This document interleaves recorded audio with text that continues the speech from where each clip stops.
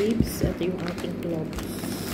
Gawa tayo ng oil pang pahid daw sa mga makakate, mga rashes.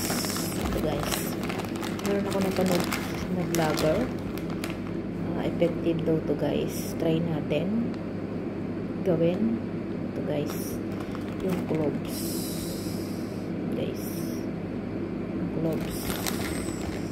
Yan.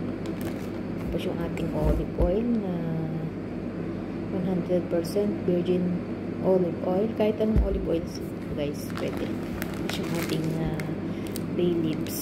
Ayan.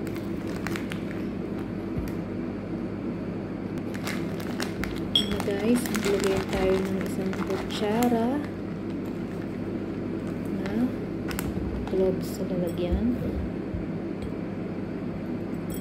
Ito guys, ayan. Kutsara, dalawa kasi lang yung lalagyan natin. Yung nasa blabber guys, maliit lang yung lalagyan niya kasi. Ito, dalawa ilalagyan natin, dalawang kutsara.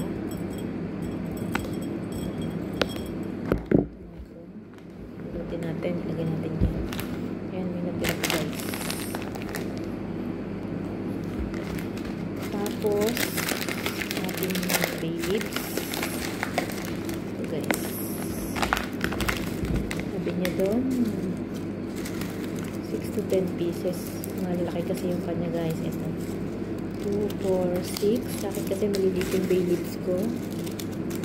Ayan, depende sa laki ng lalagyan natin, sa katadami ng olive oil na ilalagay natin.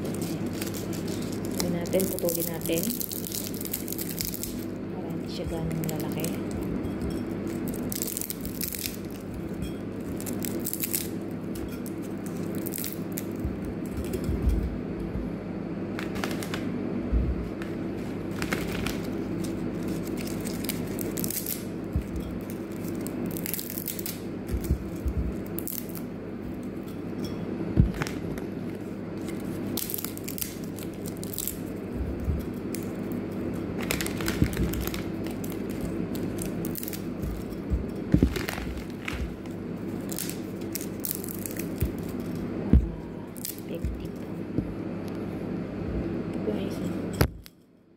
Close ko muna, tapos i-mix ko siya.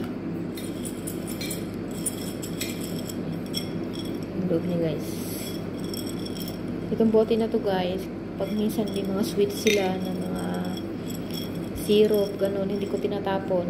Mga glass kasi, okay, sayang naman.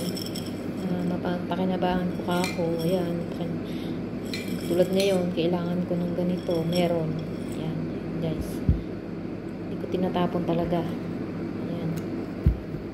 Tayo mga Pilipino, mahilig magtabi-tabi ng mga pwedeng pakinabangan. Ayan. Tapos itong olive oil guys, ilalagay ko na. Ayan.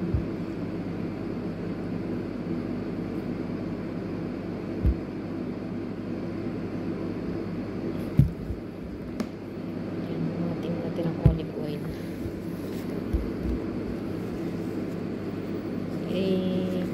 Babad lang natin siya mga 3 to 5 days, pwede na siyang gamitin guys.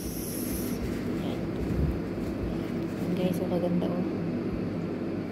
Ganun pagkakaano natin. Try natin kung effective. Kasi meron tayo sa brasong medyo pantal-pantal na matagal nang hindi nawawala. Ayan.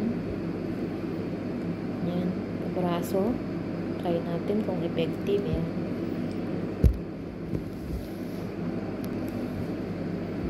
For watching guys.